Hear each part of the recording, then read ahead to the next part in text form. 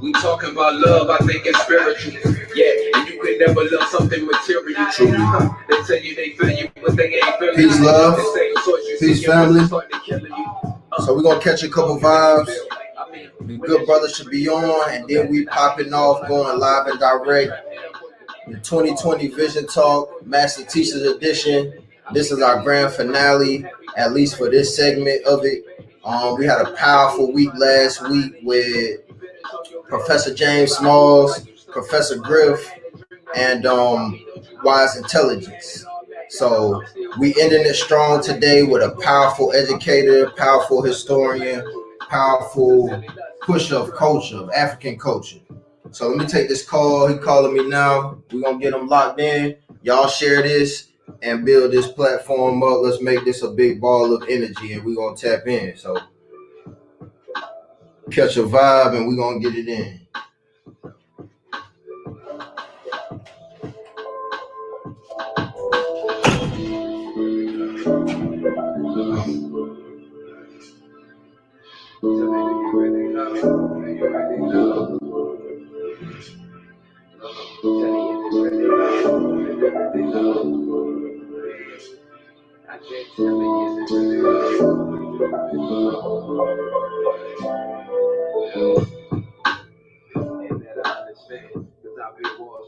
And I trap in and I keep out, I'm into a lot too. I gave them all what I rationally like it isn't true. I don't know why I don't know. Think about it.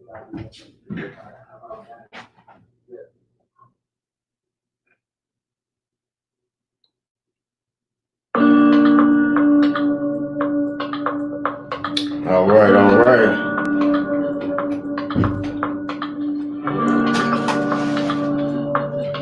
All right, we in here. Hold on, let me add you in, and we're gonna be live and direct.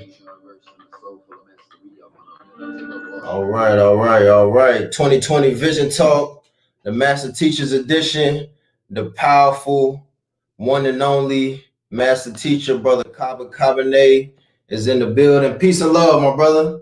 Peace and love to you, my brother. Hotep, and thank you for this invite. Yes, indeed. I'm truly honored, and I greatly appreciate you taking the time out to connect and collaborate. I'm just honored, young, humble legend, servant of the people. I greatly appreciate you, just being accessible and open to just meet a new brother and build with a young brother, just trying to, rise up in the ranks and stand on the shoulders of the giants like yourself. Well, I appreciate that. Yes, indeed. So first and foremost, of course, it's a lot going on through everything. How you doing? How you feeling today? My brother, everything is excellent with us, my family, myself, peace of mind, and our health. We've been blessed and just blessed, brother. Lucky to have been able to do what has to be done, because there's a lot of stuff out there that we have to contend with and deal with. But we have been inoculated to be able to handle that. We've been going through this for over 400 years. We could even go back further than that. So we've been handling this up until now. We'll continue. Absolutely. And for me, I say every day is the greatest day ever. I believe everything is happening for a divine purpose, for the greater good. So I just channel it, look within, look for the signs, and just try to figure out what is the universe speaking for us to do now and to do next, So a part of my energy moved me to connect with brothers like yourself, like brother Professor James Smalls, just to, bring some of the major, I guess I'll call you leaders and educators, informers, carriers of culture. I'm one that stands on the shoulders of the giant, sits at the feet of the master. So I just wanted to. So I'm one that I love to connect, but I'm also one that likes to, within my connections and looking for answers, to build a public platform for certain things. So as I'm getting my own answers and my own information, others can be a part of that and can join in and get their answers that they may have that they share with me.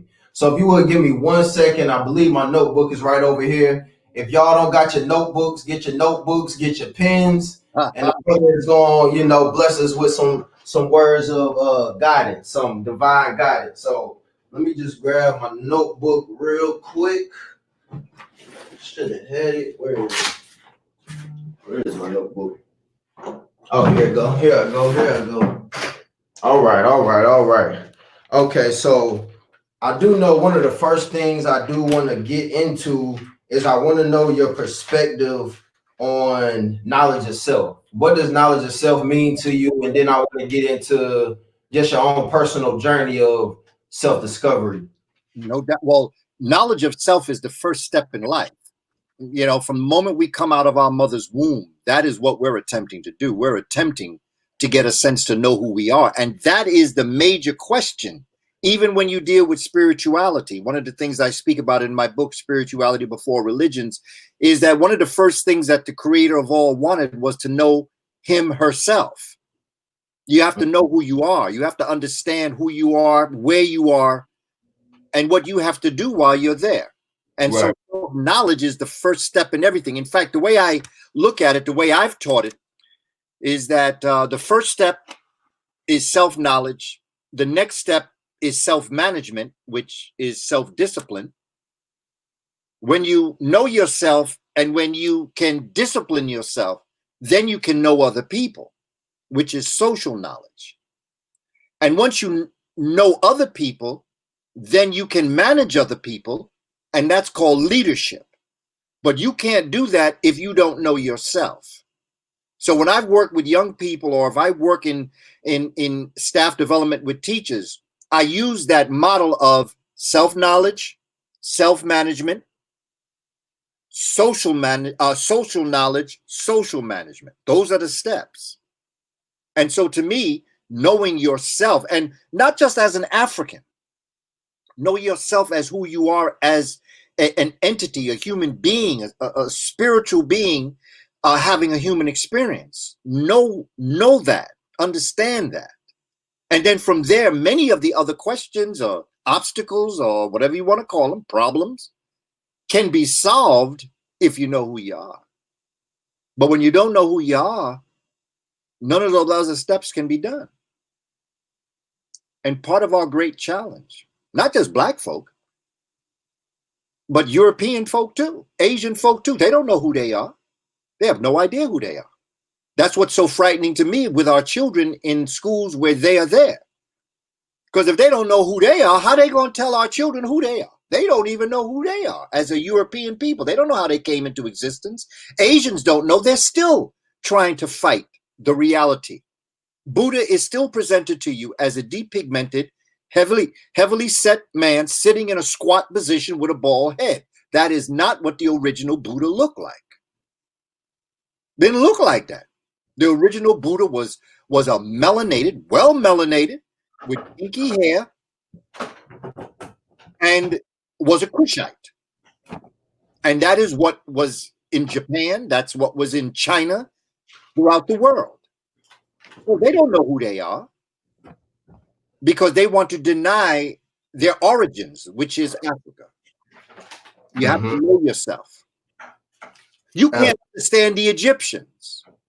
You can't understand the Egyptians and what they did. We call them Kemites. You can't understand the Kemites if you don't understand the Kushites. Who are the Kushites? But you can't understand the Kushites if you don't understand the inner African that is known as the Twa Mbuti. And the one thing that elevated African civilization is that each and every individual growing up from cradle to grave knew who they were, knew their purpose on the planet. Knowledge of self. In all of the Greek temples, they stole that from our ancestors. In Greek, they said seton nothi, S-E-A-U-T-O-N. Next word is G-N-O-T-H-I. Nothi means to know, seton means self. Outside all Greek temples, it said seton nothi, which means know yourself, know thyself. They got that from the Africans. Absolutely. So I'm gonna just add my perspective as a modern day, you know, millennial and everything. So long story short, I was coming out of high school and I was going through a depression as I was transitioning into adulthood and finding my independence and everything, because I didn't know who I was. I really didn't see any wealth of value in myself. And it took me going to A&T. Shout out to A&T. I had some African American experience classes, just some different classes that not only broke down a deeper part of our experience in America, all the inventions and contributions we made, all the obstacles we overcame, but also learning about who we are and what we contributed to the overall world as, you know, original people and everything. So as I seen all this, oh, and I had to read The Miseducation of a Negro by Carter G. Woodson.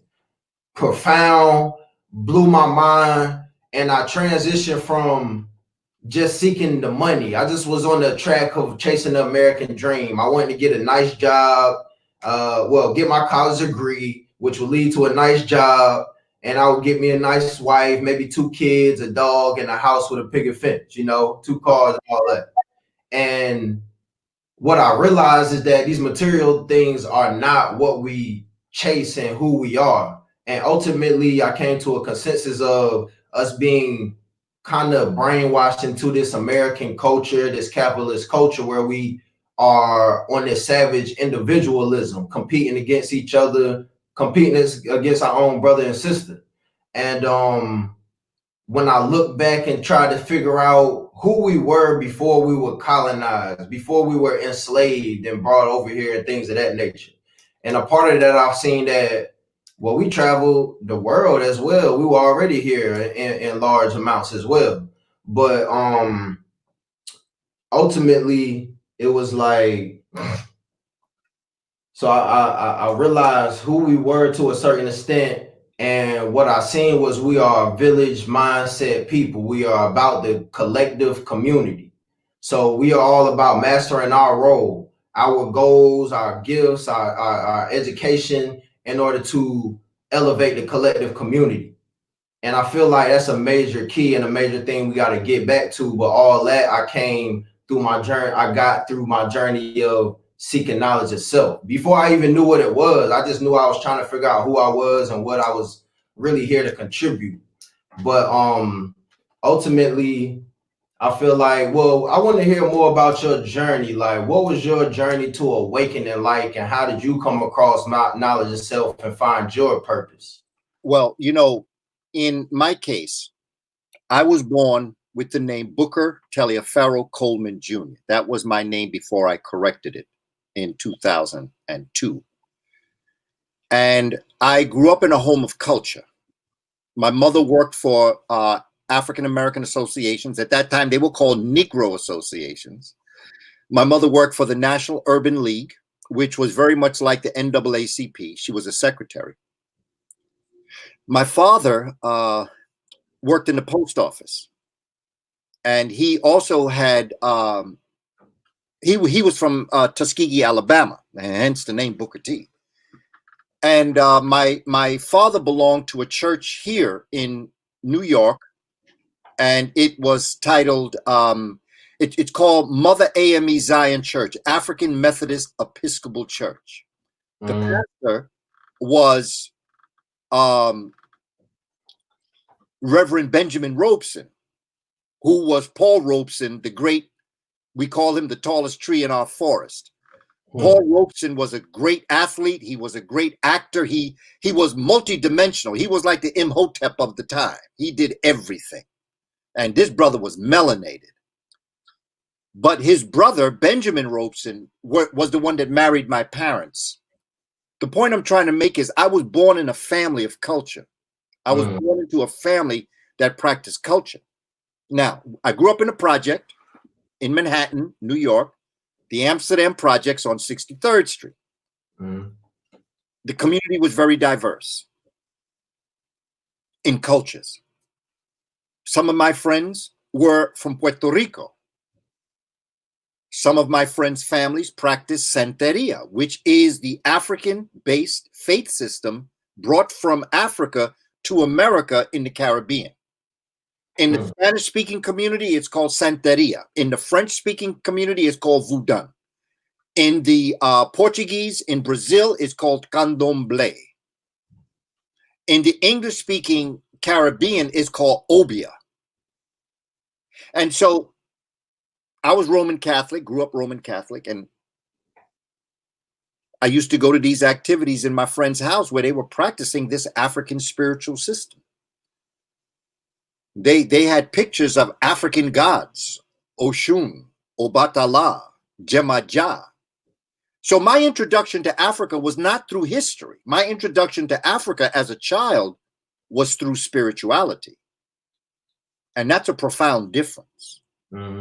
Because I was based in an African-based system, along with another faith system known as Espiritismo, which has deities that look like me, look like you. Long story short, by the time I became 14, or 12 and a half, I met Professor John Henry Clark, who was my teacher, who I considered to be the shoulders that I stand on, that I sit on. It's his shoulders. Dr. Joseph Ben Yikkinen, Dr. Asa Hilliard, Dr. Ivan Van Sertima. These were all my teachers. And so my journey has been the reason why I became a teacher of children. Because my first, well, in New York, I originally began as a teacher in Roosevelt High School in Gary, Indiana. All black high school. And I was so impacted by that because really I was in Gary, Indiana for a whole nother type of job. I was very much interested in communication. And so when I went to Gary, I was the production manager for a newly acquired radio station, black-owned radio station. Seaway Bank in Chicago bought it. And they brought folk in, and I was the production manager, and I was the weekend disc jockey. But there was an opening in Roosevelt High School for someone to teach radio and television. And so they asked me if I'd be interested. I started there. However, I was so impacted by the brothers and sisters in Roosevelt High School because I wasn't much older than them. I was like 23, 24 at this time. Well, some of them were my age. They had stayed in high school so long. But for the most part, they were between 18, 21, maybe even younger than that. You know, in fact, most of them were young, from 13 to about 18, high school. But I was so impacted by them, brother, I decided that I had to leave communication. That's not where I felt my contribution would be to our community. So, you know, just to give you an example, when I got there, Gary, Indiana did not have a movie house. It did not have anything for the community, for the children, nothing. It was hard to believe because I'm coming from New York. It was hard to believe that there would be no movie house in all of a city. You have to go to the outskirts. So on Fridays, the students used to go, everybody enjoyed doing roller skating. Roller skating was big at this time. I'm talking about 1977. Roller skating was big, man. Everybody was roller skating. And the students at Roosevelt High School came to me and asked me, would I be willing to become like the faculty advisor to the roller skating team? And would I be interested in, you know, going with them to the roller skating rink? And they said that no other teacher would accept that responsibility. And, you know, I sort of kind of wondered, you know, the relationship between the teachers and the students. I didn't understand why nobody, I said, sure. So I became the faculty advisor. Not only that, but I petitioned to get money so that we could get food there and chips and something to drink while we were in the roller skating rink. And so my involvement with the students came from my heart. It was something that I just felt, wow, I can't believe that. First of all, they don't have any of these things, and yet the adults would allow it to continue. I didn't understand that. And I got involved in other types of activities with the students in Gary, Indiana. I used to bring them to the radio station on the weekends, and I would allot an hour per student to be able to come into the radio station and observe and see how radio works. And, you know, they used to come and they were always on time. They were right there waiting. They did their hour. next hour, the next student would come in, next hour. It was just a phenomenal relationship. And I found my career in Gary, Indiana. So I came back to New York, but I wanted to get my license in early childhood because I wanted to be with kindergarten children because of my experiences with Dr. Clark, because of my experiences growing up in culture. I mean, I was exposed to culture like a fish is exposed to water. I was in it. I was living it. 2 years after I was born was when Emmett Till was murdered. A couple of years after that, the civil rights movement. A couple of years came Malcolm X. All of this is happening in my life. So I've always been immersed in culture. And I felt that if I could do that with young people, like you said, brother, you were talking about your experiences. And then you went to A&T and you were exposed to this information. Here's what I tell people. And it's a phenomenal thing that you were able to blossom. You were able to open up. Because there's so many people who live a lifetime and never even get introduced to what you've been introduced to. Absolutely. But you see, my concept is that when you're exposed to this, when you understand this, when you know your culture, it has to start from young. It shouldn't start at college. It's better late than never. But I often say that for students to get a knowledge of Black studies in college is like giving a marathon runner of 26 miles water at the 24th mile. Right. You need that water on the 2nd mile and the 6th mile, the 10th mile, you know?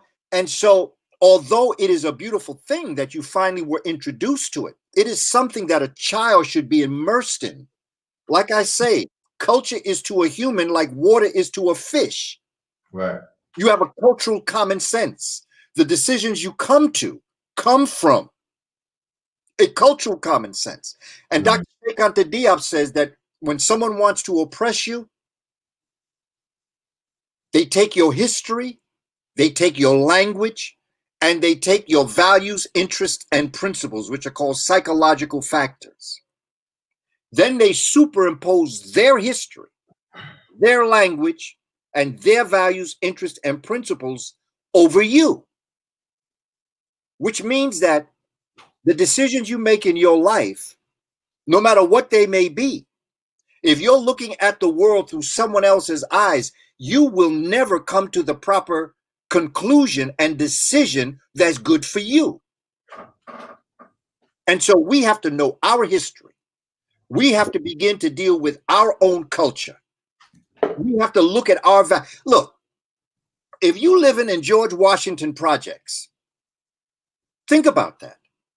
This man enslaved hundreds of Black folk, and you're living in a housing development named after him. Can you imagine Jews living in Hitler houses? Think, and I mean no offense to nobody, but just think about it. How are you going to name somebody something after what they did? Thomas Jefferson was a pedophile. He liked little girls. He liked little Black girls. Right. He liked to impregnate little Black girls. In fact, he hid his shame and his hypocrisy in being in love with Sally Hemings, a little Black girl, who, by the way, was his wife's half sister. Because Thomas Jefferson's father-in-law impregnated a Black woman and gave birth to Sally Hemings. So this man was devious. How you gonna live in Thomas Jefferson? Everybody's talking about how great Thomas Jefferson was. There's something wrong with that, brother. Absolutely.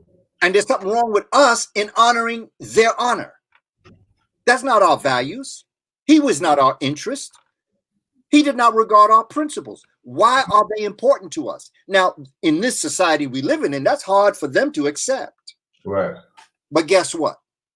You ain't got no choice right now because that's the way things are dropping in society now. It's over right now, brother. Family, it is over.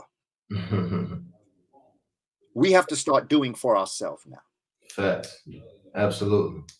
So what's funny is, like, I'm pretty much in a similar position, besides the fact that you grew up in it, but I felt like I got to a point of realization and I started to see things as they were and as they should be. And as I started to dig myself out of some of these holes, literally and figuratively, I realized that I can't really just go forward with the rest of my life knowing there's others that are going to come after me that may fall in some of the same traps, or I may can prevent them from falling in some of the same traps. So I just, within my spirit, within my soul, I felt like it was vibrating within me that my journey is a part of delivering this educational system and this cultural system, this value system that is going to really liberate our people's minds first and foremost, and then a lot of those things will come after that. But so a major part of Soul Society, it's a nonprofit for community empowerment and youth mentoring based in the arts, artistic expression, cultural awareness, and economic empowerment. And I think like the know thyself, getting back in touch and in tune with our culture, getting in touch and in tune with nature is a major key. And then beyond that, it's a matter of getting the financial backing, the capital that will be a foundation that we can secure the resources, the food, clothing, and shelter that we need. Um, and it's all under the umbrella of rebuilding the village mentality. I think once we bring that harmony and that love back within our community, I believe everything is going to be, fall back in line. So one of my favorite points in history is to look at the Black Wall Street, because it blows my mind, the Black Wall Street era, the Reconstruction era, because it blows my mind to find out, for one, there was 100 plus self-sufficient Black communities coming out of slavery in 20, 30, 40, 50 years without the resources to start off with, without a formal education, just off of our pure soul, our blood, and the skill sets that we mastered. We were able to organize and come together and build our own self-sufficient communities.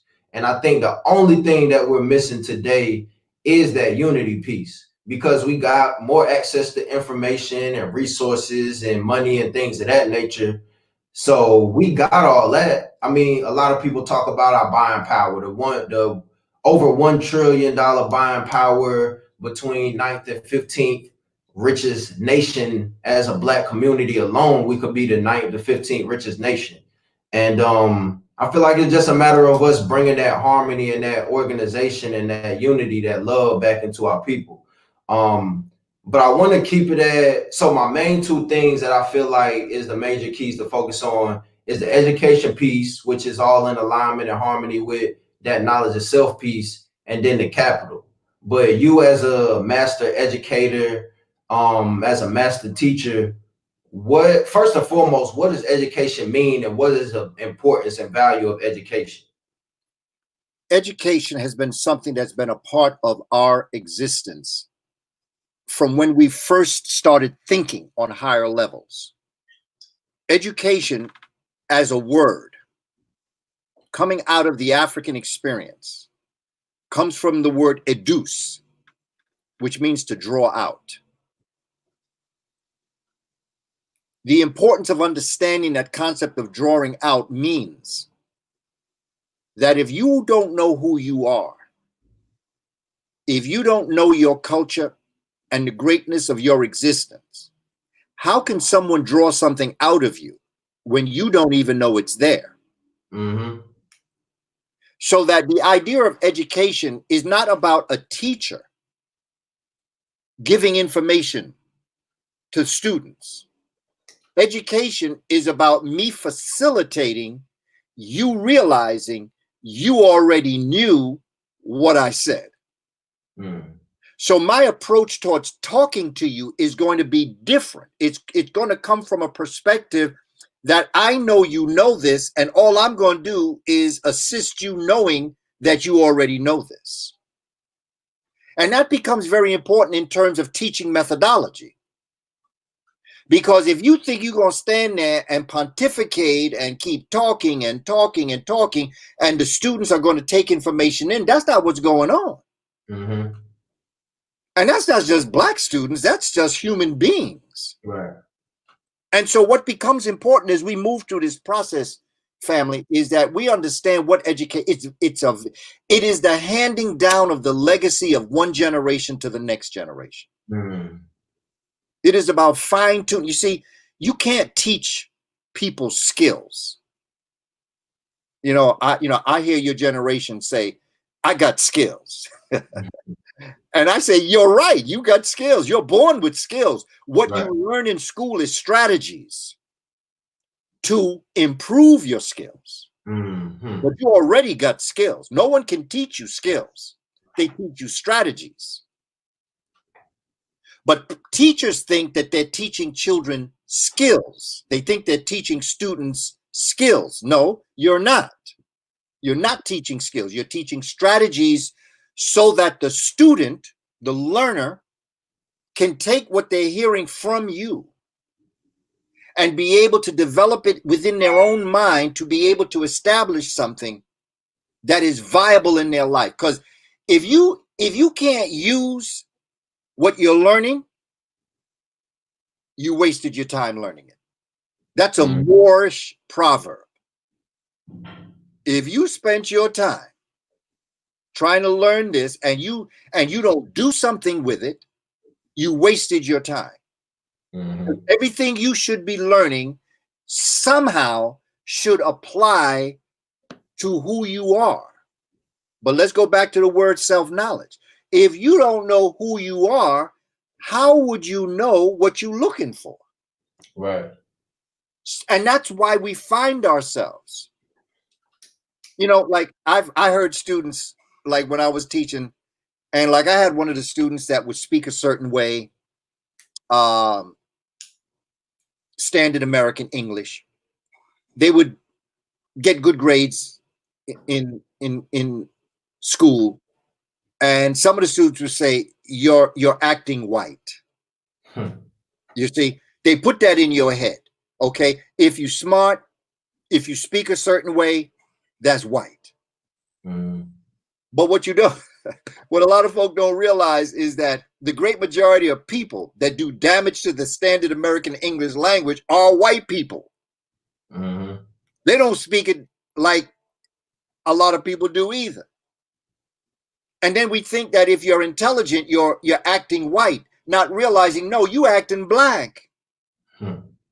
Excellence is black. Black excellence is something that was going on in Africa before any other human being existed on this planet. And the only one with educational skills were black people. That's hard to believe considering what we have been made to believe about ourselves as a people, about what we have as potential.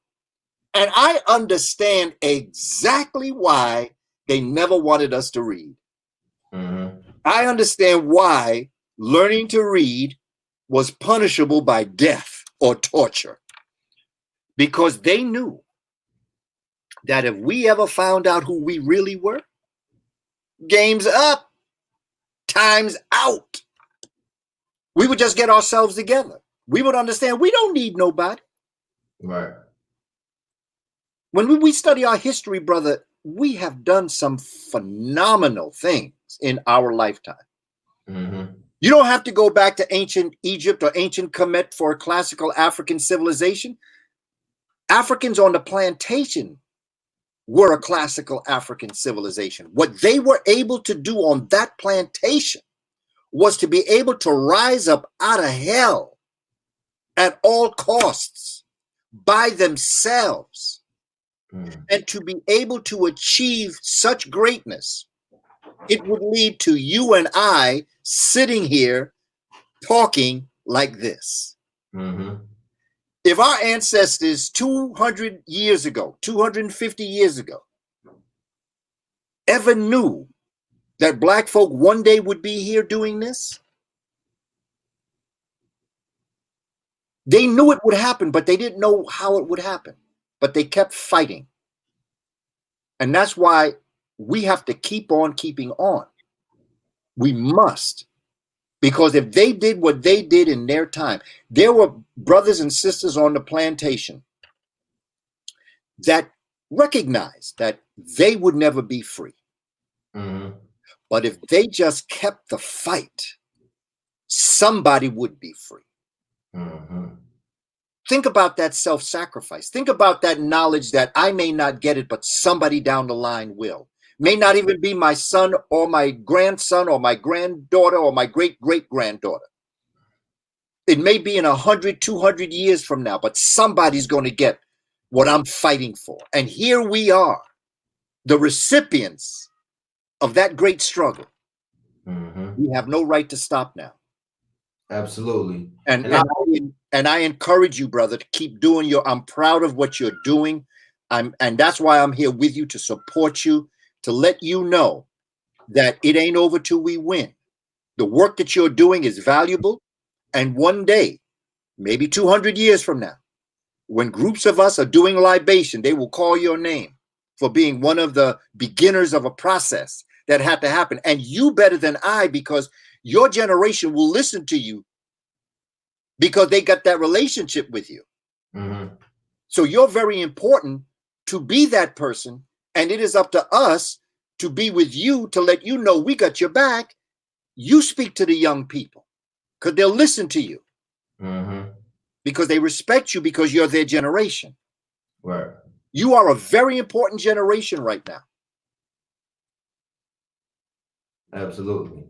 I want to speak on, well, I greatly appreciate that. I received that, and I'm going to definitely take that and capitalize and make sure, we execute on all the knowledge you're pouring in, all the love and support. I want to speak back. I'm going to get back into the education because I got a few questions on their strategies and ideas and thoughts on some of the programs you have. But the longevity mindset, I think that's such a major key because, as I say, I stand on the shoulders of the giants, sit at the feet of the masters, and to be able to read Up from Slavery and to be able to take values and knowledge and things that were done 100 years ago and to bring them into existence today and to use some of those things to, to stand on and move on is a powerful thing. Because what if a Booker T. Washington or Marcus Garvey or some of these great figures didn't leave content and books and things for us to carry on and carry forth? We would kind of have to start over and over again. But because they left these blueprints, I don't have to spend a whole lifetime doing the things they did and uncovering the things they did. I can read that book in a week or whatever, and I can get a lifetime's worth of information and value. But I think just the whole idea of a longevity plan is a major key, because I hear a lot of the ideas I talk about. We need to establish our own education system. We need to rebuild our own self-sufficient community. Some people are like, I don't know if we can do that in our lifetime. But I realize it's way bigger than our lifetime. Because just the example I say is, let's say it's a certain plan. This revitalizing the education system plan will take 100 years. I'm like, I gotta knock off 50, 60 years for the next generation, rather than say I can't do it in my lifetime, never press forward, and the next generation is stuck with still 100 years of work they got to do. Why wouldn't I knock off a portion of that work and leave some of these blueprints that they can walk into and manifest some of the realities of what I might have only seen in my mind, but they'll be able to manifest through some of the work we've done and some of the head start we want to give as well, through presenting them with the information and starting the foundation of some of the work that needs to get done. Can you go a little deeper in just the importance of getting into these longevity plans, writing 5, 10-year plans, but we also need to write 100-year plans? Something, when I was growing up, brother, my mother used to always say to me that the door, because the things that I wanted to do just wasn't feasible, man. People did not believe when I was telling folk that I want to write a curriculum, I want to teach African history, I want to teach the children. My mother used to say, you know, Skip, that's my nickname, Skip. Skip, the door is not open for you right now, but keep doing what you're doing. Keep on keeping on. Dr. Clark used to say, perfect your craft. Just keep doing what you're doing. Because when that door opens, and she said, it is going to open just by how you're doing what you're doing, you're going to be part of what breaks the door down. You might not be the one that gets in the room, but you're going to be part of the force that's going to break that door down. Mm-hmm.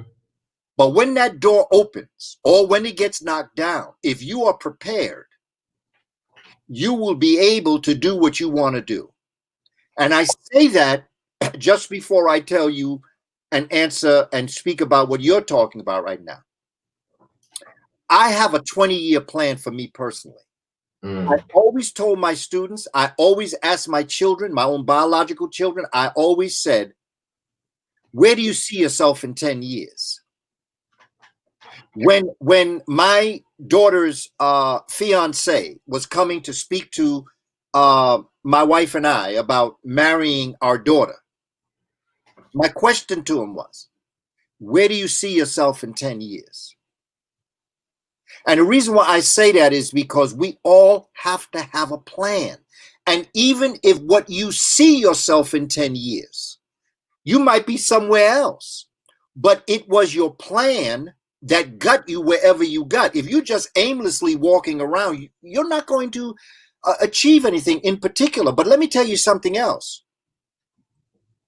We don't know when this is going to happen. Mm-hmm.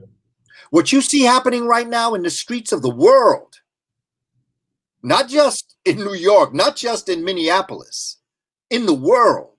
Mm-hmm.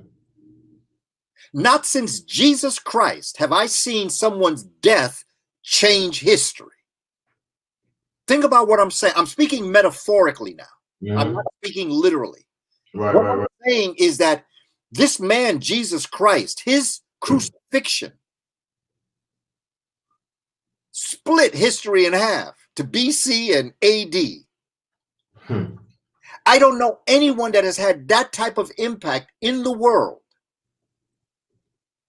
in modern history until our brother, George Floyd. Who saw this coming? 3 weeks ago, we were talking about COVID. Mm-hmm. We were scared about COVID. We thought COVID was going to kill us. Yeah. But inside that pandemic, inside that virus was resurrected. Out of that virus came the original virus in America, white supremacy, or what I call white fragility, because white and supreme don't go together to me. Mm-hmm. They're fragile. They're not supreme. They're fragile. They suffer from an inferiority complex. They suffer from an insecurity problem. They don't love themselves, but they are too coward to take their own life. So they choose to take other people's life, but they really would like to commit suicide. They live by genocide, suicide, menticide. They live, that's the side they live on. Homicide, genocide, suicide. Now they're into autocide, which means they're killing themselves through drugs. We got onto drugs because we were trying to escape our pain. They got onto drugs because they just hate themselves. I'm not excusing drug use. Right. I'm just offering a reason. Because I grew up in a community where every brother that was, and sister, but brothers in particular, that was on heroin, they used to tell me and my boys, if I ever catch you with a needle in your arm, I will whip your ass. They always told us not to get into their life. Don't do what they do. They didn't want to necessarily do what they were doing. They were doing what they were doing because that's the way it was. I remember those days when drugs came into our community. And so it just becomes important for us to be able to understand what it is. Your generation, man, your generation got it going on. If you could take your fire and continue doing what you're doing, and never giving up. That's the power. That's what the ancestors did. We don't know when this is going to happen. I'll tell you this, no matter what happens, we see things ain't the same anymore. No. We're not going back to the way we were before COVID. And COVID, it was all a perfect storm because everybody's in the house. Mm-hmm. And if you had a job, you might have lost it. If you were in school, they stopped school. So you were there to be able to watch what happened. And people said, oh, no. The world can't continue like this. We have to make a change. If we are going to have a world, we have to change. So from Jerusalem to parts of Israel, to Germany and Kenya and Nigeria and across the United States of America, in the Caribbean, in Mexico, everybody's rising up and calling out Brother Floyd's name. Mm-hmm. But you know, there's another name I want to call out. I want to call out our brother Colin Kaepernick. Mm.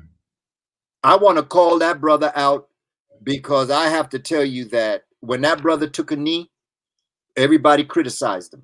Even some brothers and sisters turned against him. Even Right. people turned against him.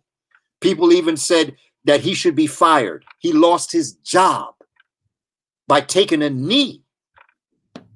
And then what has come to the attention of everybody is the fact that the police predator that murdered this brother took a knee. It's poetic justice. You know, you're into the arts. You know what poetic justice is. You know how you can put a rap together or an art piece together, and in and of itself, it's an oxymoron.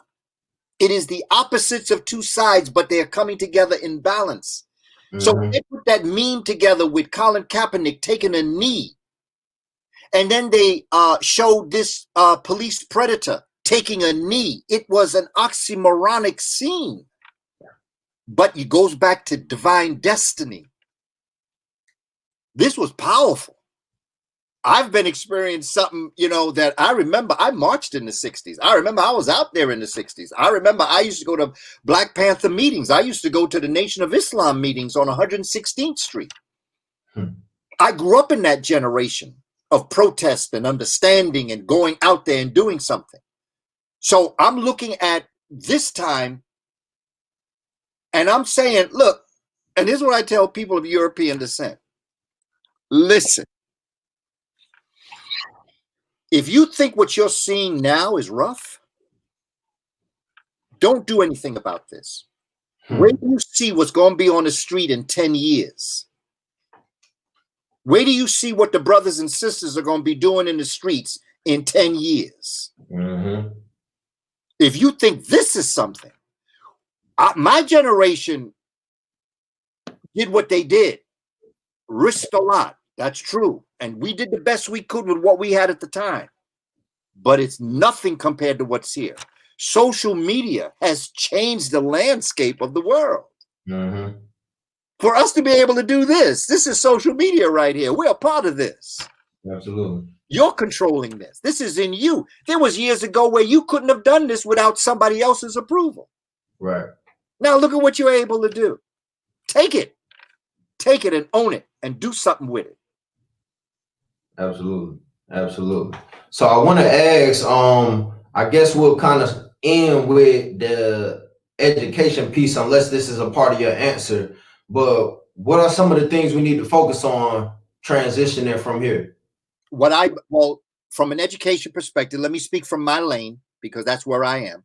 All right. There is a religious movement that has to happen where we bring together the finest minds in the spiritual system, be they a Christian or Muslim, Hebrew Israelite, Rosicrucian, Buddhist, atheist.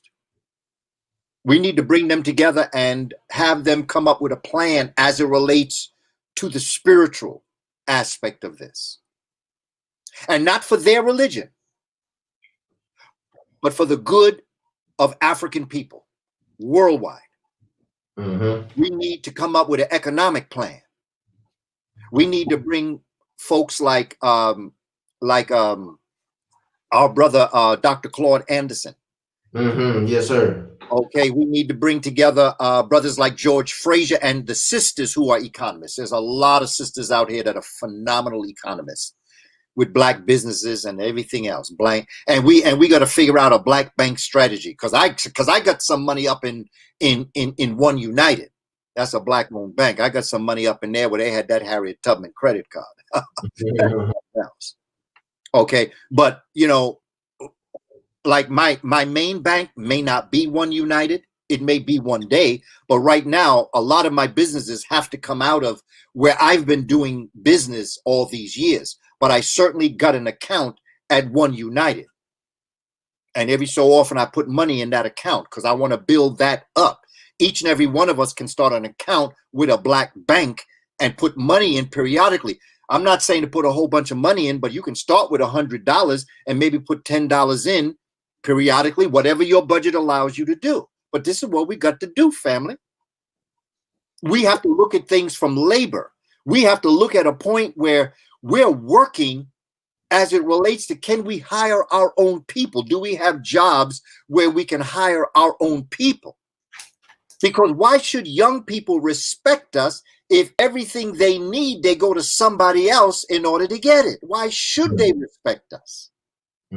We got to be our own labor force, that we can hire our own and pay our own. We need to get together with the gender issues. We need to get together with the reality of what we're facing out here in the real world as it relates to male and female relationships. And we have to have a respectful conversation. We have to understand as men what our role is in the life of our sisters. Who are we? We are their balance and they are our balance. Together, we together are what's called ma'at, which is balance and harmony. So that we have to start looking from a perspective that we have to get deep inside even the controversial issues as it relates to gender issues. A lot of them try to sweep it under the rug. We don't want to talk about it. But if we're going to come forward, really, we better start talking about those issues because they're very real and they're with us right now.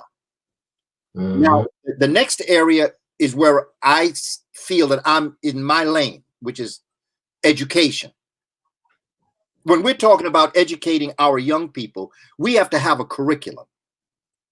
And for those that might be interested, I invite you to go to my website, www.kabakamene.com, KABAKAMENE.com. You can get my free e-course, a 6-day e-course on my book, Spirituality Before Religions, on Amazon. And you can also get my free study guide, 44 pages. When the brothers came out of Hidden Colors 1 in New York back in 2011, a lot of brothers and sisters came up to me and they said, yo, I didn't know it was going to roll like this, man. Hidden Colors, man. And, you know, it was on World Star Hip Hop, man. I thought it was going to be about Nicki Minaj and, you know, Drake and whatnot. They didn't, when they went to see the movie, they didn't know what they were going to see. I'm talking about young people, you know. They came up to me, they said, well, can you give me a book I can read that will help me understand what I just saw? Africans in Asia, I never saw that before. Africans in Europe, the Moors in America, I never heard that before. So what I did is I went home and I put together a study guide. It's the culmination of my life's work, but it's in outline form, 44 pages. And I have that on my website, kabakamene.com. So if you want to get a closer understanding of how I see us developing the educational program, that study guide will at least help you see my perspective of that. Law. Now, let me speak to my Moorish brothers and sisters for just a moment, because I go back with the Moorish Science Temple. I used to teach classes at the embryonic Moorish Science Temple in Baltimore, Maryland. I was very close with some of the elders who were children that sat at the feet of the Honorable Noble Drew Ali. They were in their 80s and 90s when I met them. but they were children back in the 19 teens and the 1920s. We have to have our lawyers that go to law school and get those degrees. They need to study Moorish law too. And they need to begin to introduce Moorish law is a purer form of law. The present law that we study is contaminated, because when you have to have over 1 million laws in your country, you have a very serious problem, because every law created is because that principle was broken. You know, they didn't have no smoking signs in the subway until people tried to start smoking.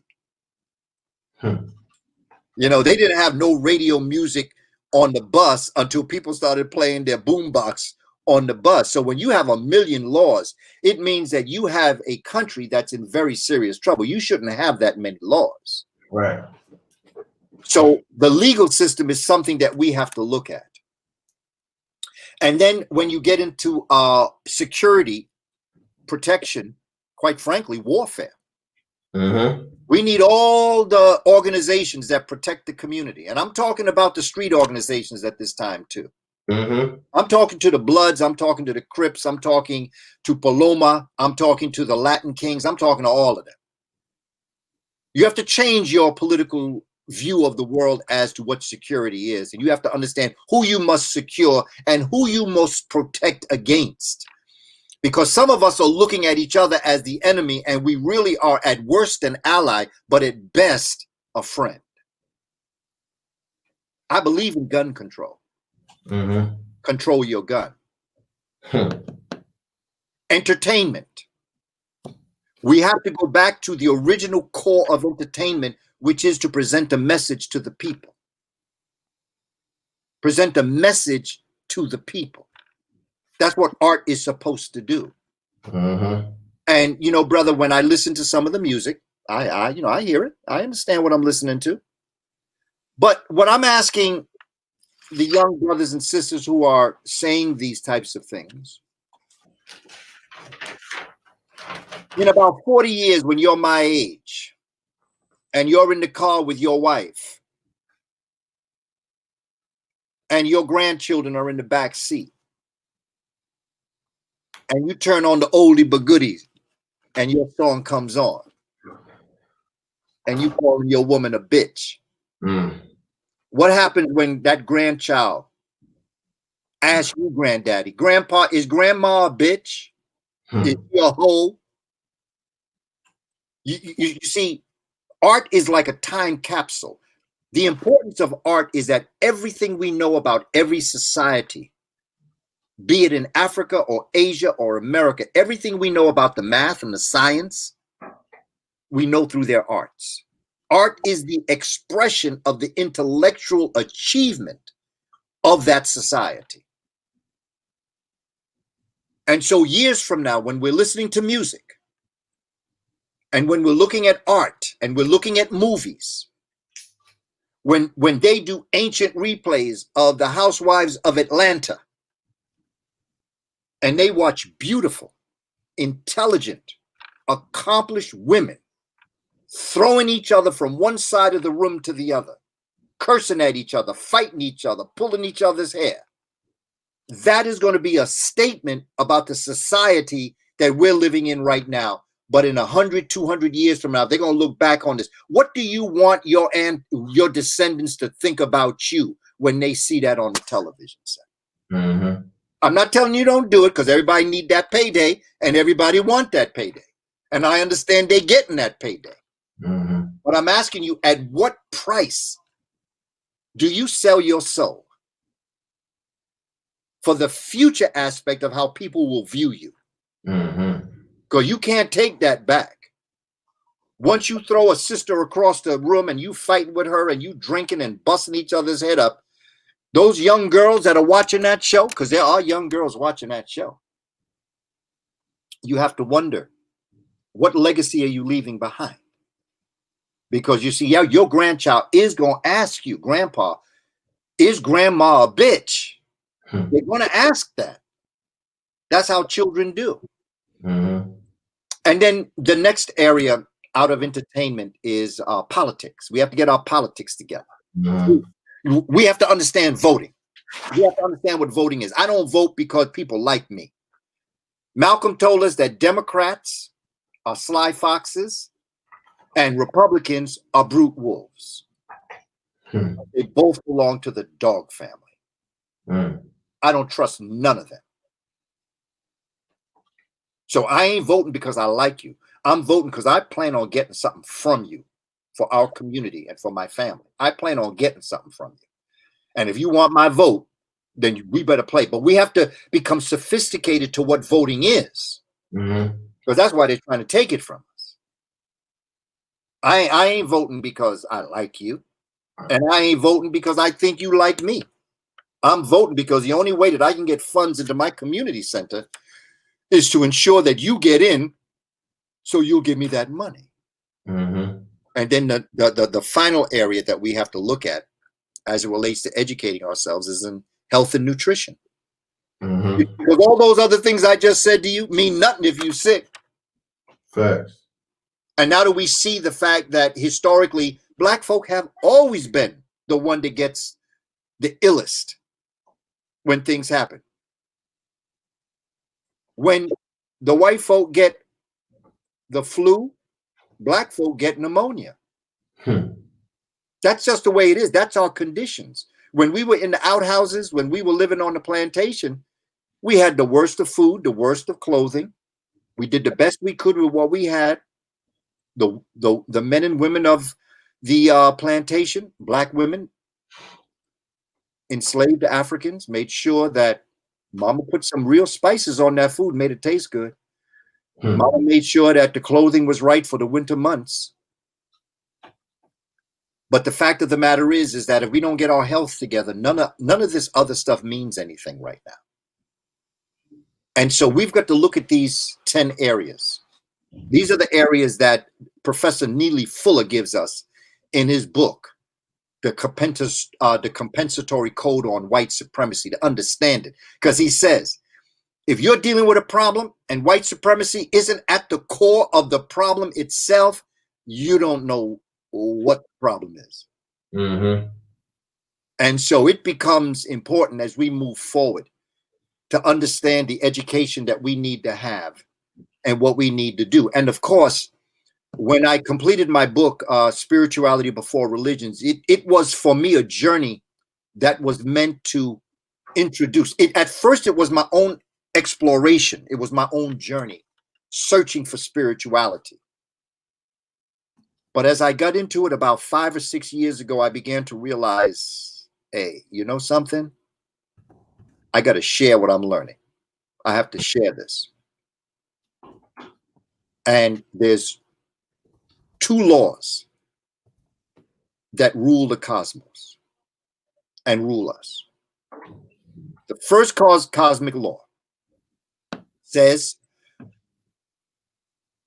that each and every one of us is the creator having a human experience. You are God, in other words. You are God having a human experience. You are the very image of the creator of everything and all. The second commandment says that you are to treat the creator's creations as you treat yourself. You don't violate nature, which goes back, brother, to something you said earlier about going back to nature. We must go back to nature. Nature rules all things. And it's important that we realize the importance of nature and what nature has done for us. Nature was our first teacher. Nature taught us how to talk. Nature taught us how to plant. Nature taught us spirituality. That's where we got spirituality from. There's a segment in the book that takes you through the process that when the early agriculturalists began to plant seeds, they began to see that once they plant seed in the earth, that something came forward. And once something came forward, it grew. And once it grew, it aged. It aged and then it died. It died and then it decayed. It decayed. And then what happened? Next season, it resurrected itself. That's where spirituality came from. That's what all religions are based on. It is based on the fact that a human man implants his seed in the womb of the woman. It is conceived as a child. It grows through 10-month gestation. It is born. It grows. The child then ages, then dies. The body decays, and the idea of the resurrection of that life. Nature taught us that. And out of that came all of the technologies and all of the math and all of the science that would come from that. And it was a balanced society in which men and women were, without question, there were no laws that had to be passed like the Equal Rights Amendment. Right. In Africa, there's no law that says men and women are equal because nature already know that. Mm-hmm. You don't create laws for things that don't exist. In many African societies, there's no word for an orphanage because nobody throws away the children. In many African languages, there's no word for senior citizens' home because nobody ever throws away their seniors. They always remain within the community and are always taken care of by someone, if not the entire community itself. Those things are unheard of from the African mind that has been produced in this Indo-European or Eurasian society, however you want to talk about it. Okay, so I usually do this at the beginning, but I'm gonna do it right now. So what we usually do when we starting out, but I kind of dropped the ball on it, is we do our grounding, our 3 breath, our harmony exercise where we get in alignment through taking these 3 deep breaths together. And then we'll call in, some of the ancestral energy that we wanted. Well, we appreciate guiding us so far, but to guide us as we close out these last 20 minutes or so. So if y'all would join me, and we're going to do this 3 breath exercise. So on call, we're going to take 1 deep breath through the nose. Exhale through the mouth. Inhale. Exhale. And 1 more deep breath. Exhale.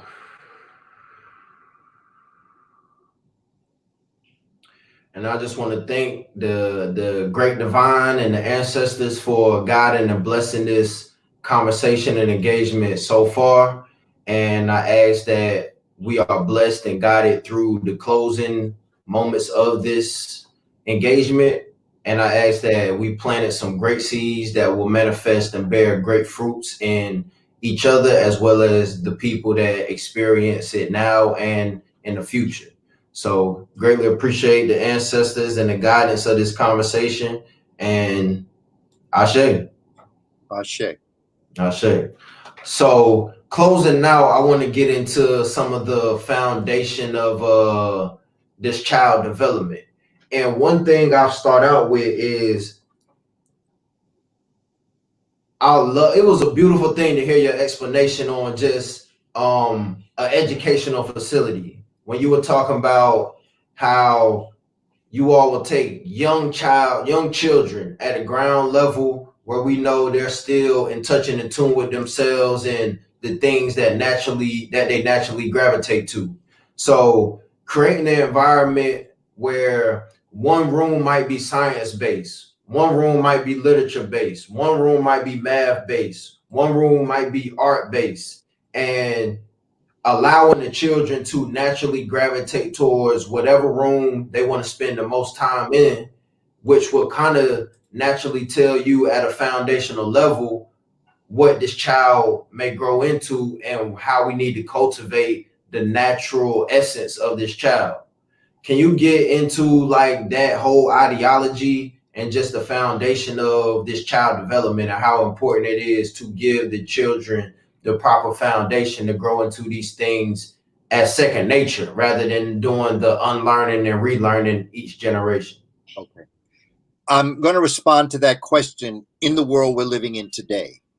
hoping that we would get into another type of world once we get Africanized. However, I worked at a school that was a college in New York, but they had an early childhood school for teachers and for students that had children, because they wanted to encourage young people to go to school, even if you had, particularly young ladies, particularly if you had children, not to give up school simply because you had a child.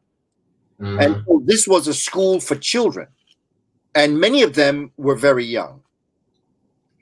And the way in which the school was set up was there were different, as you were talking about, the different rooms. For people who may not have a place that have many different rooms, you could do this in one room, Right. if you wanted to. But you break down the subject areas into, let's just look at the communication arts. You have an area that has performing arts. You might have pictures of dancers or singers, or you might have hip hop performers. You might have music. You could have visuals of maybe plays, but that's a performing arts area. There's another area that you might have for creative arts, which is arts and crafts, where they could have crayons and they could have coloring books. And of course, you're going to have the African-centered coloring books, African peoples and things like that. You could have words in Kiswahili, in an African language. You could have Meduneta in this language development, in this creative arts. And then you have language arts. Then you could have another section of your room, or if you have another room, you can make that your physical science room, where you have things in science, from biology to zoology, pictures of animals.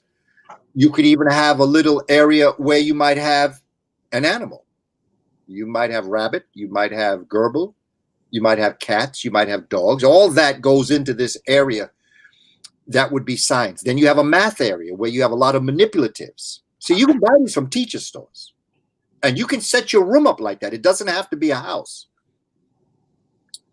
And you can have another area that is technology, where you can have the pyramids. You could have things dealing with technology in this other part of the room. And then, of course, you have your social sciences. And your social sciences include geography, history, politics, economics, and social. Social sciences answers fundamental questions. Geography answers the question where. History answers the question when. Politics answers the question how. How do you govern? What are your laws? Okay, economics answers the question what. What do you trade? What is supply? What is demand? And social answers the question who. And so out of these areas of books and history books and maps of geography and politics of pharaohs, people who lead, maybe the leaders in your community. You might have a picture of your council person. You might have a picture of your congressperson. You might have a picture of your senator, your president. In a day when you want that picture up there, you might want to put that up there right now. Or you might want to put President Obama up there right now. But that's governance, and that's social, that's who. And so when you set up, you sit back and you watch your child. Watch the child and where they spend most of their time. See if it's an ongoing interest. Mm-hmm. There are some children that will only go to where, like, the rabbits or the gerbils are. They might be interested in veterinarian in years to come. You might have a child that is always looking at the map or the globe, geography. They might become a traveler. You can engage them in conversation in that area of interest. Mm-hmm. What are you looking at when you look at the globe? You'd be surprised at what you hear. They say, I'm looking at a ball. Mm-hmm. Is there anything special about the ball? You see, we have to start questioning our children. The questioning technique is very important as it relates to educing, drawing out. And I often talk about the food technique in questioning. You have your factual question. You have your opinion question. You have your open-ended question. And your open-ended question, okay, let's go back. Your factual question, the response is right or wrong. Like, if there's a beautiful day outside and you say, how's the weather out there? Well, if the sun is shining, the answer is the sun is shining.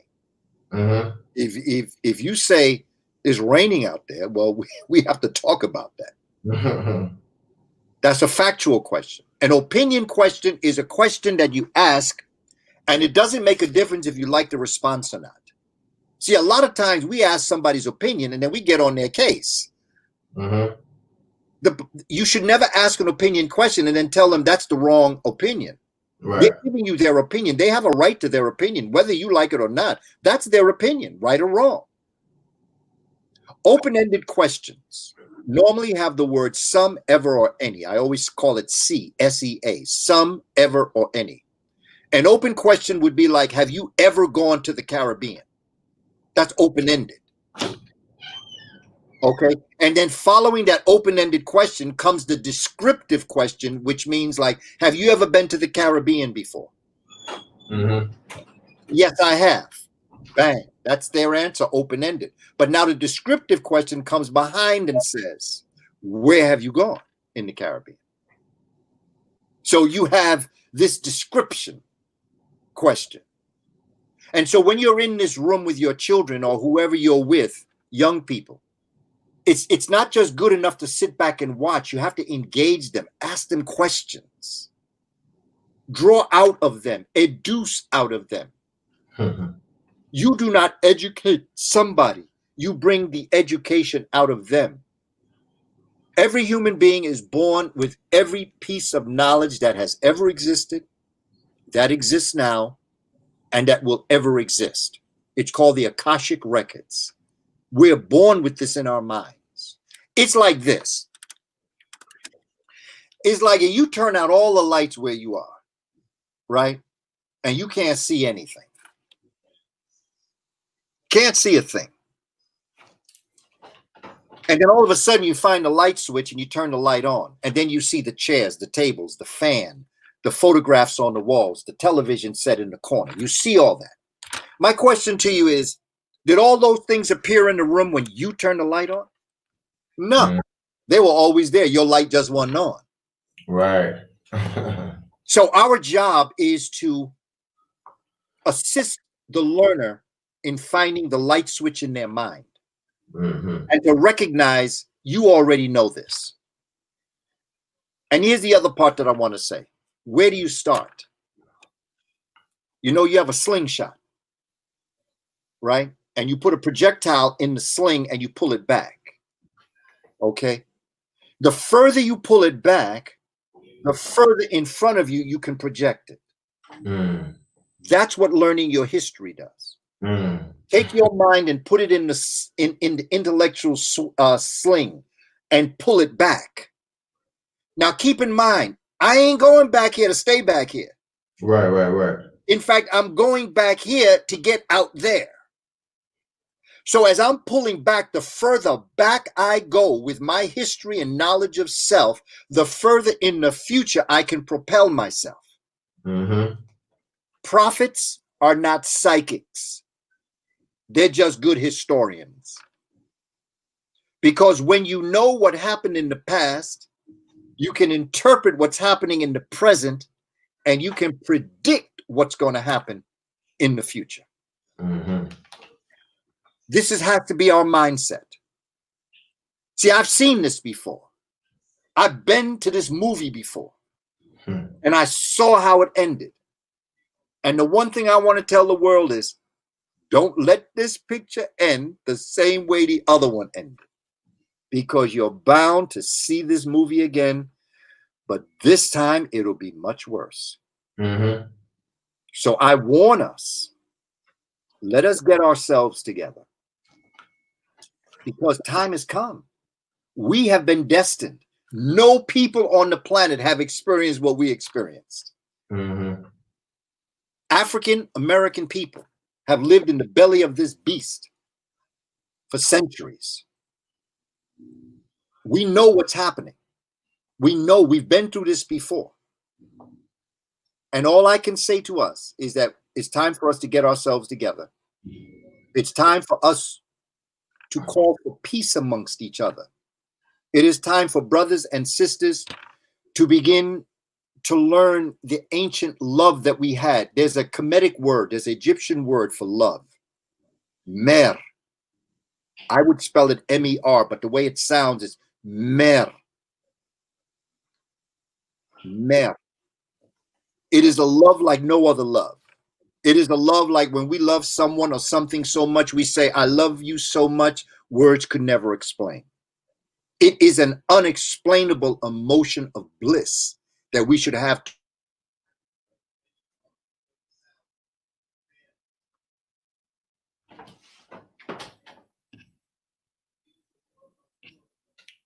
Hopefully it'll come right back. Hopefully you come right back. But man, this is a powerful engagement. I hope y'all got y'all notebooks out. I mean, it's a wealth of knowledge that he's been pouring into us tonight. And I'm honored. I greatly appreciate it. I caught some of these notes, but I'm gonna have to rewatch this myself just to get the depths of the notes that I'm gonna apply to this life. But let me see if I can bring him right back. Hopefully we can get him back in here. So yeah, do y'all have any questions? Y'all got any comments? Definitely like, share, and subscribe. We definitely need all the love and support. We want you all to subscribe, so we can build our followership, our subscribership, which then, all we would need from you all is the like, comment, and share, and subscribe, and we'll be able to monetize some of this valuable information and build a bigger and better platform. Super powerful. Gonna have to watch the replay to take more notes. Ready for that guide for the homeschool. Yeah, go to the website and download it. Okay, I think the brother is back. Okay, good. I knew we'd work it out somehow. Yes, indeed. So we always have before. We just do it this time. Oh yeah, no doubt, no doubt. So you were where were you at? Do you remember you were talking about MER, M-E-R? Yes, the concept of love. Uh-huh. A love that's unexplainable, but it's there. It doesn't have to be spoken about. It is. That's the love that built civilizations such as Kemet and Kush and Twa and Buti. And it's important that we understand that structure and just keep moving towards that, brother. And again, like I say, brother, much respect for all that you do. Appreciate and what you're doing, man. It is just a respect that I have for the younger generation. And if I can just end with this. Years ago, I was once with Professor John Henry Clark when I was a young man. And I would imagine I might have been your age, somewhere in there, give or take. And I remember I told him, I said, Professor Clark, I could never repay you for what you have done for me in my life. And he said, you're right, because you ain't got that much money. What he said, you can repay me by doing for others what I did for you. And so this fellowship that I'm having with you, Soul Society, and all those that have tuned in, I appreciate, because this gives me the opportunity to thank Professor Clark once again for what he did for me. And as I do this, as he did for me, I do for you, you do in time for others. Absolutely. This is the only way we can repay each other. Some of the most important things I ever learned, I never paid for. Some of the most profound things that I heard, I didn't pay for. There's some information that is priceless. That's why my study guide on my website is free. That's my most important. I treasure that a great deal. It is a statement of the culmination of my work that I'm presenting to the community, because Dr. Clark said, you may not get to your destination where you're headed, but if you leave the proper roadmap, those that come behind you can. That study guide is my roadmap. And what I'm doing now is just putting in all the other pieces to it. But that's the outline of where I was headed and what I'm doing and what my achievements are in the field of education. That's my lane. I know a little bit about other things. I have information about other things, but my lane is education. And I stay in my lane. Let me tell you another story. Dr. Ben Carson. I used to teach his book, Gifted Hands, in my when I taught language arts to 8th grade. I used his book, Gifted Hands, as one of the books we would read. I saw him interviewed on television programs.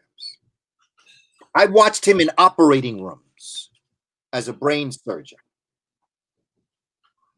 And I was awestruck by his brilliance.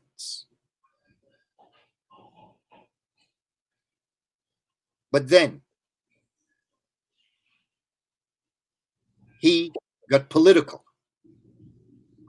His lane was medicine, but he got into another lane, politics.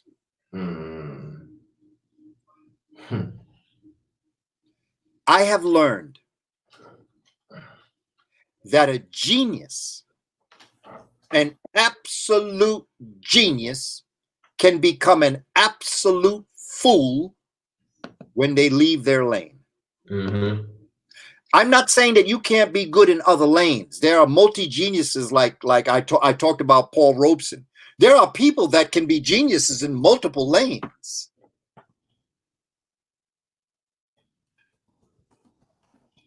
But you should have sense enough to know that when you're in a lane and you are not doing well, you need to learn to get out that lane and go back where you do the best work you do. Dr. Ben Carson was someone that I held in high esteem 15 years ago. He is someone I use as an example when I talk about stay in your lane. And it goes to show you, okay, yeah, you could be intelligent, but moral exaltation precedes intellectual illumination. You can be as intelligent as you want, but if you're not emotionally stable, you're in serious trouble. Stay in your lane. And if you do venture into another lane for whatever reason, you might find you're very good at that lane. You might find you are as good at that lane as you were in the original lane. That's cool. But if you're in that lane and you start figuring out that this ain't working for you, you better get out that lane. Right. Because with everything that he would have ever been remembered for as a brain surgeon, everything he would have been honored for, the reason why he's in the African American Museum was because of his achievements in medicine. Brother knew exactly where to cut the brain of an infant so that both brains could survive. This man brought people back from a life that would have been horrible. I held him in high esteem. Why did you have to do what you did? And after you found out you weren't good in politics, you should have just gone on. And so these are the critical things that we have to look at with ourselves. But family, I'm going to give you a homework assignment. I'm a teacher, so I got to give you a homework assignment. Yes, sir. And my homework assignment is what Professor Clark told me when I was 12 and a half years old. It was, give or take, it was pretty much close to this time. It was the end of June. I remembered that I had finished school and I was about to go to day camp. And in between when school ended and day camp began, we had some free days. And old heads, you know, the older brothers and sisters would put some of the brothers and sisters on their bike, and they would take us places. And one of the places they took us was in Harlem at one of Dr. John Henry Clark's presentations. And so we, the young people, were in the front, and we were sitting down. And at the end of the presentation, old heads brought us up to Dr. Clark and introduced us. And when they introduced me to Dr. Clark, they said, and this is Booker T. He said, oh, Booker T, you're going to be a great teacher one day. Okay. I laughed, you know, took it in. But he gave us a homework assignment, the young brothers and sisters. He said, and here's your homework assignment. Because if you can do this, a lot of things can happen. But let me give you the homework. I want you to go into your bathroom. This is what Dr. Clark's telling us. I want you to look at the person that's in the mirror. And I want you to tell that person, I love you. And mean it. Mean it. He said, if you can't do that, there is nothing anyone else can do for you. My children growing up, they used to stand by the bathroom door to watch me. And I would sort of kind of emphasize it a little bit more just for the effect. But I'd blow kiss to myself and say, I love you. I love you. I love you, Booker T. Because at the time I hadn't corrected my name. You know, my children loved that. But I could have closed the door and they didn't see it, but I felt that it's good for them to see me do this. Absolutely. And have them do it. Absolutely. Tell yourself, I love the size of my nose. I love my complexion. I love the texture of my hair. I love the way my eyes are so balanced on the front of my face. I love my teeth. I love my weight. The worst thing that anyone should do is say, I hate how I look. No, love how you look, but love yourself enough to do whatever health-wise is good for you. But never hate yourself. How can you achieve the greatest if you hate yourself? You must love yourself, but be willing to do even the extraordinary in order to get where you know you should be health-wise. Love yourself, family, and mean it. I'm not just saying to say it and then walk off like it's a joke. Love yourself. Love how you look. Somebody gives you a gift, and it is beautifully wrapped. What you gonna do? You just gonna put that gift up there and just stare at it because you in love with the way the wrapping looks? Or you gonna take the wrapping off and get inside? Because the real gift is what's inside. The gift is not the way it's wrapped.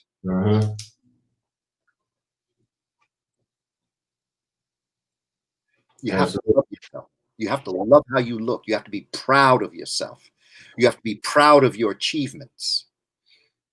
And each and every one of us, if you are Black in America in 2020, you are a walking miracle. Because you ain't supposed to be here. You're supposed to be in Africa, dead or buck wild berserk. But you ain't supposed to be on Soul Society doing an educational conversation with a brother that's dedicated his life. And I'm not talking about me, brother. I'm talking about you, brother. Absolutely.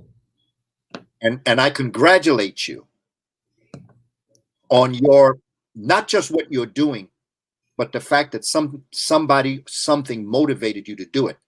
You have crossed over the Stargate. Absolutely. I tell people all the time, they say, man, I'm just getting into this information right now. And man, I just wish that I had it years ago. And, you know, like I have so much to do before I get to where you are. And I say, no, you don't. I said, in fact, you have done the most important thing. And once you do this, you pass through the Stargate. And by that, I mean, once you pass through the Stargate, you take a quantum leap into the future. Or once you become conscious of your consciousness, all you got to do is keep working at it. The Stargate is gone. You've gone through the Stargate. Do you know how many people don't realize how great they are, what they achieved, where they come from? that your ancestors on the plantation were a classical African civilization? Do you know hip hop culture is a classical African civilization? Mm. You don't have to go back to Egypt. You don't have to go back to the pharaohs. You can step outside your door with that brother that be rapping on the corner. That's a classical African right there. You can go to the sister who is doing her artwork with dreads. Beautiful, phenomenal. That's a classical African woman. We're always trying to go too far to the back to get into what's going on. I'm telling you, you are a classical African. Absolutely. And it's time for us not to ask for power, not to take the power, do the power. See, power is something you wield. It's an action. It's not something you have. It's something you wield. It's something that you do. Power. Absolutely. And all power belongs to the people. Absolutely. Yes, indeed. Ashe, ashe. So there you have it. So Soul Society is really about going within to pull out the wealth within and bring it out into the universe, into our existence. So in my mind, my wrap up points that I received was, first and foremost, we got to get knowledge of self. We got to know who we are, and that's as a personal self, as well as your heritage, your family, your people, your history. Get into knowledge of self, elevate your self-love, and ultimately self-development is the foundation, is the basis for the community development. And once we get into the self-development, it's a matter of focusing on building powerful families. Powerful families will lead to a collective of a powerful neighborhood. A powerful neighborhood will lead to the collective of a powerful community, and that powerful community will lead to a powerful nation. And that there is Soul Society.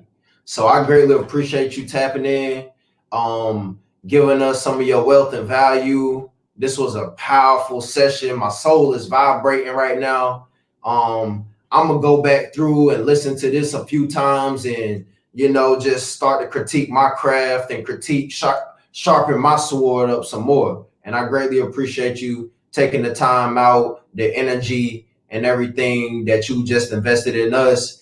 And as you said, that Dr. John Henrik Clark, and he's one of the giants I stand on the shoulders of as well. But as you said, he charged you with the task of paying the just the value and guidance forward, the education and knowledge he poured in you forward.